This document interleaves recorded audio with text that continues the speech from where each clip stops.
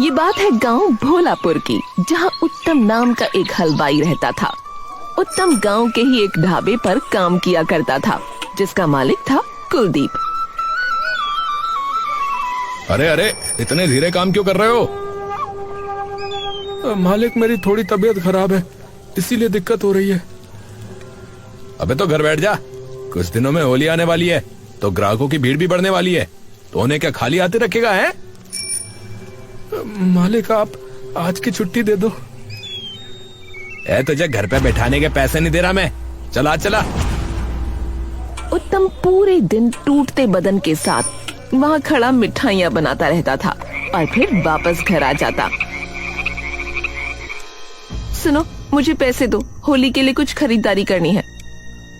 हाँ पापा, मुझे भी देना, मुझे अपना कुछ सामान खरीदना है। अरे मालिक ने अभी दिए नहीं है, 2 दिन में देंगे बेटा।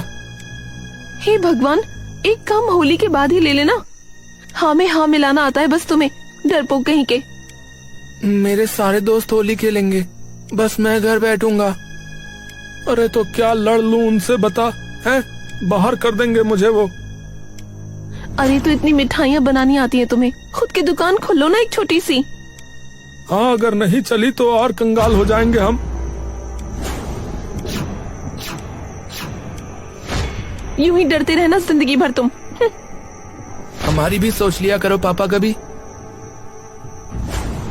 अगले दिन उत्तम की तबीयत अब और ज्यादा खराब हो जाती है।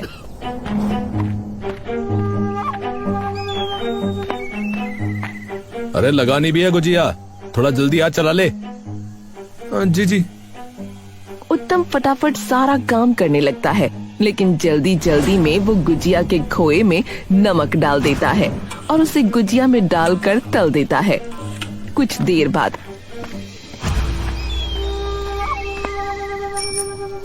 अरे क्या समझ रखा है हमें भाई? अरे क्या हो गया भाई साहब?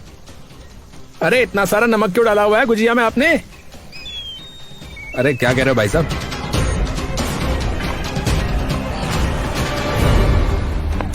अरे ये क्या भाई है? ये गुजिया कब से नमकीन होने लगे भैया?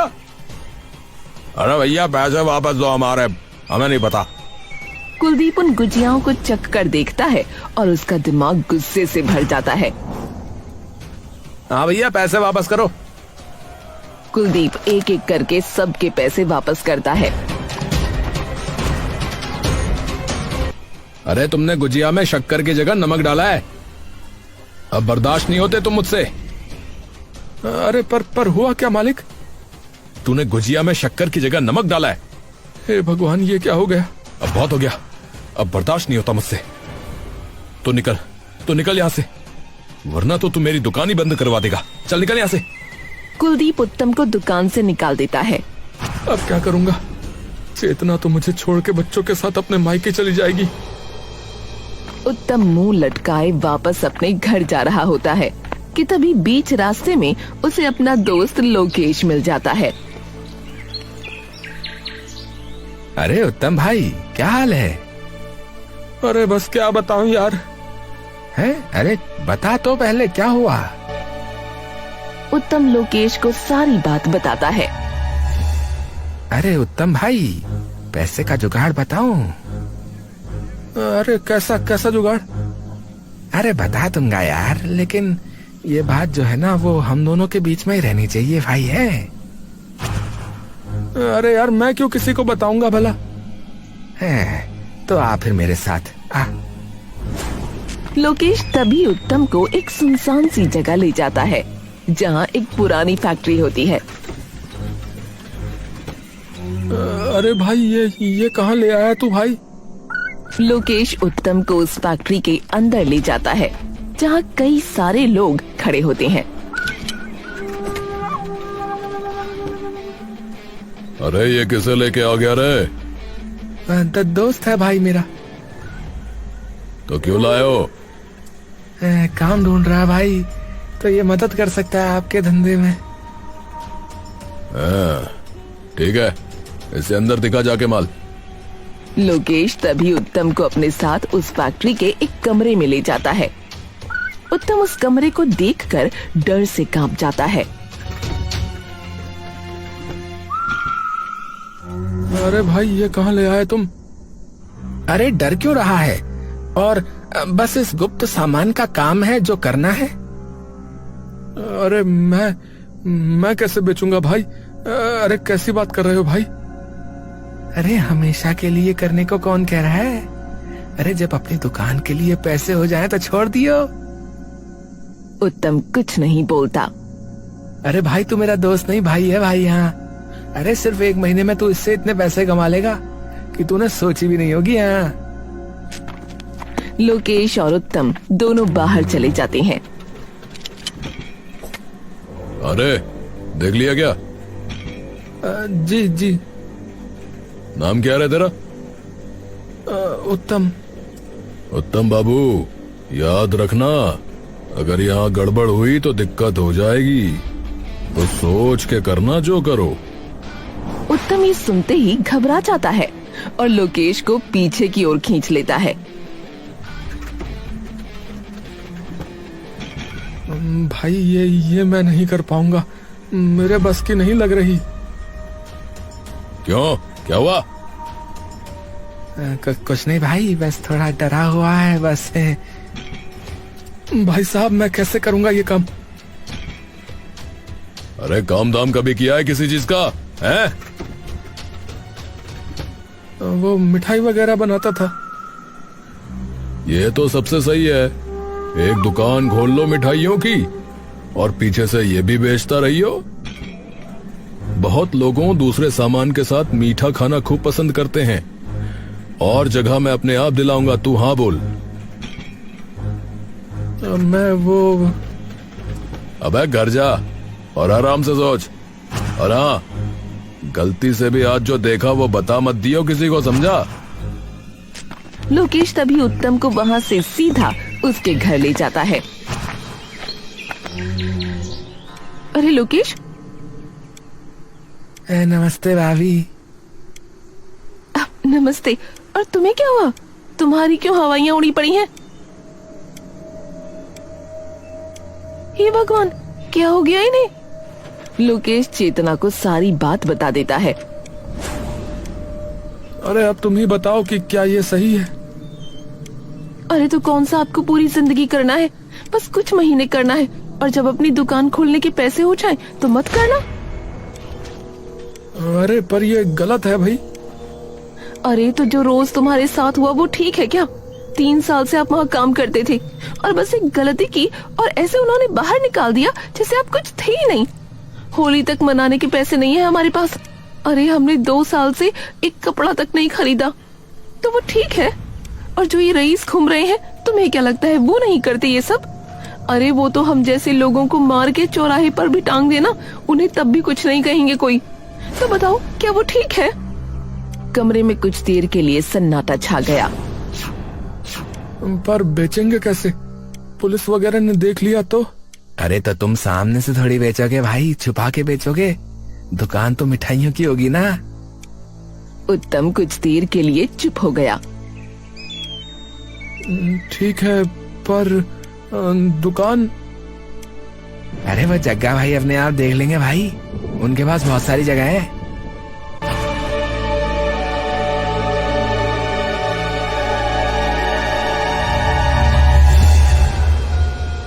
ए भाई, हो गया इंतजाम तुम्हारी दुकान का भाई। क्या क्या सच में? हाँ चलो आओ, आप दोनों को दिखाता हूँ, चलो। ये तो सही है। हाँ, और भाभी मिठाइयाँ वगैरह बनाने के लिए तो बर्तन घर वाले ही इस्तेमाल कर सकते हैं। हाँ हाँ, और क्या? फिर शुरू कब से करना है? ए भाई तुम आज से ही शुरू कर दो, मैं शाम तक बाकी अपने वाला सामान भी ले आता हूँ। होली आ रही है तो गुजिया और रबड़ी जलेबी बना लेंगे। अरे ठीक है भाई, तो फिर तुम तैयारी करो, तब तक मैं दूसरा सामान भी ले आऊंगा। शाम तक दुकान पर सारा सामान अपनी अपनी जगह लग गया। हाँ भाई, मैंने सामान अंदर रख दिया है, ठीक है? ठीक है भाई, ठीक है। अगले दिन से ही वो दुकान शुरू कर देते हैं। और कुछ देर में बल्लू नाम का एक इंसान वहाँ आता है। और इसे बता देना कि अंदर और सामान भी रखा है। ये बल्लू तो एक नंबर का शराबी है वैसे भी। हाँ ये तो ठीक कहा। अरे उत्तम भाई, मुबारक हो, नई दुकान कर ली है। अरे धन्यवाद भाई। चलो 2 किलो गुजिया कर देना भाई मेरे लिए। बल्लू भाई वैसे आपके मतलब का और सामान भी रखा है। मेरे मतलब का कौन सा सामान? अरे मतलब खाने के साथ साथ पीने का भी सामान है। भाई सही बताओ भाई, सही बोल रहे भाई। कहाँ है? अरे भाई मुझे बता दो और पीछे की खिड़की से ले लो जाके। भाई ये तो बहुत बढ़िया कर लिया भाई।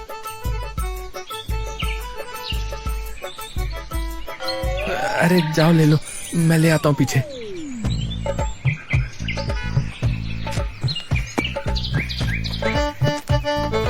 कुछ ही देर में बल्लू की गुजिया भी बनकर तैयार हो जाती है। अरे ये लो भाई। भाई मौज कर दी आज तो आपने। अरे कोई दिक्कत नहीं है भाई, अगर और किसी को जरूरत हो तो उन्हें भी बता देना है।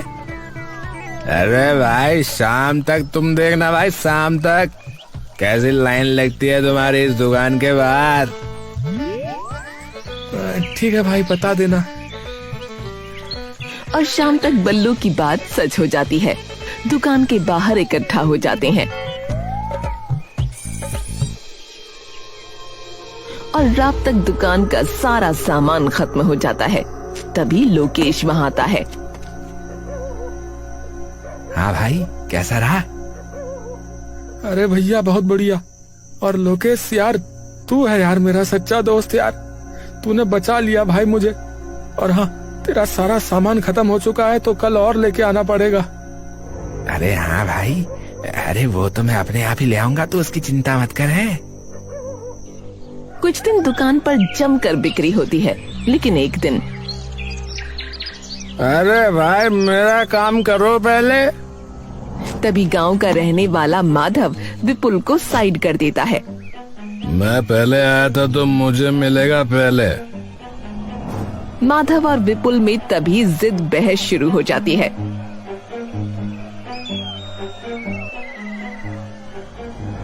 अरे हे भगवान, इनका झगड़ा बढ़ गया तो पुलिस ना आ जाए कहीं इधर। उत्तम तभी दौड़कर वहां जाता है। अरे भैया रुको रुको, अरे शांत खड़े रहो। विपुल और माधव अलग खड़े हो जाते हैं और उत्तम दोनों को उनका सामान देकर वहां से भेज देता है। कभी कभार लगता है कि कुछ गलत तो नहीं कर रहे हम। आज तो चलो मैं था, कल को पी के कोई बाहर लड़ पड़ा और भगवान न करे बात बढ़ गई तो। अरे तुम इतना मत सोचो आज के बारे में, ये सब तो काम धंधे में होता ही रहता है। अगर तुम उन्हें नहीं दोगे सामान तो वो कहीं और से ले लेंगे। हाँ बात तो तुम्हारी वैसे सही है।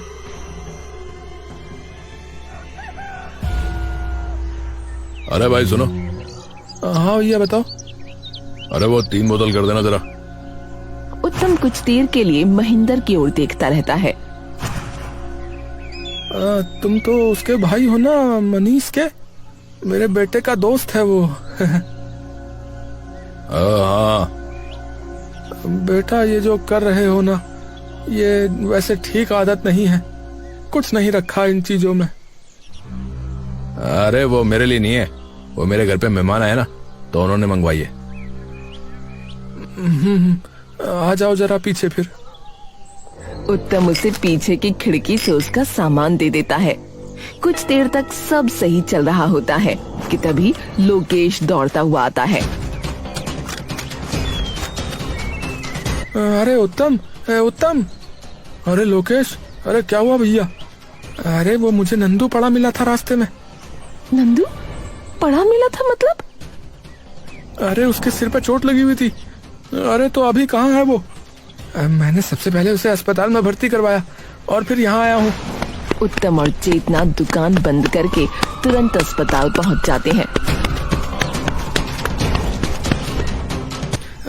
डॉक्टर साहब ये ठीक तो है ना? हाँ हाँ ठीक है। वो तो सही हुआ कि आप लोग इसे सही वक्त पे ले आए।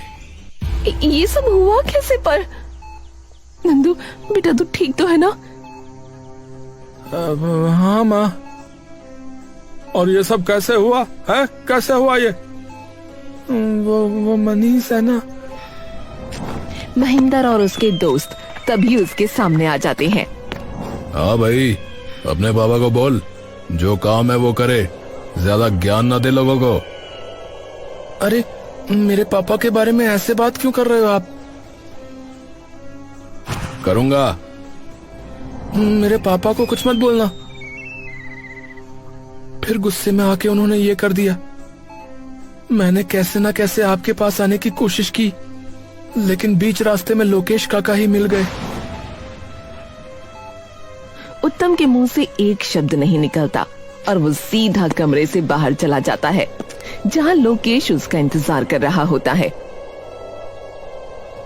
मैंने कहा था कि हम गलत कर रहे हैं, कहा था मैंने। हैं? देख ले अब मेरे ही अपने बच्चे पे बात आ गई।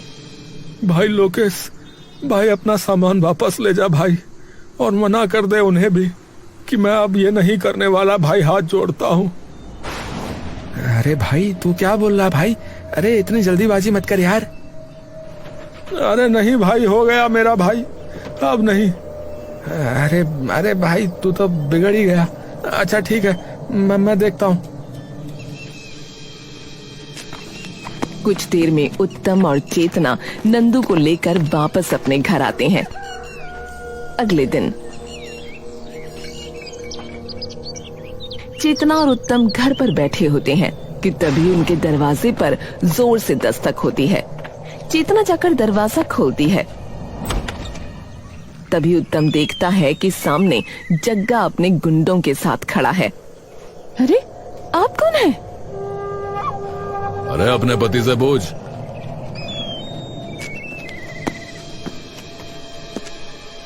जग्गा भाई आप यहाँ?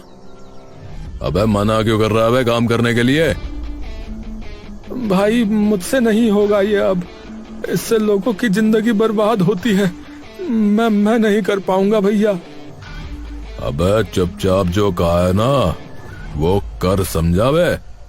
मैं पागल नहीं हूं जो तुझे दुकान दी, सामान दिया और पैसा भी दे रहा हूं, समझा? तो जब तक तू उस दुकान का कर्ज नहीं उतारता ना अब, तब तक करता रहे, नहीं तो अगली बार तेरे बीवी बच्चे सभी को अपने लोगों के साथ वापस चला जाता है। हे भगवान, अब क्या करेंगे? अरे मैं अब इस पाप में भागीदारी नहीं करने वाला। तुम सही कहती थी, जिंदगी भर डर के रहा हूं, पर अब बस अब हिम्मत दिखाने की बारी है। हाँ। पर करोगे क्या?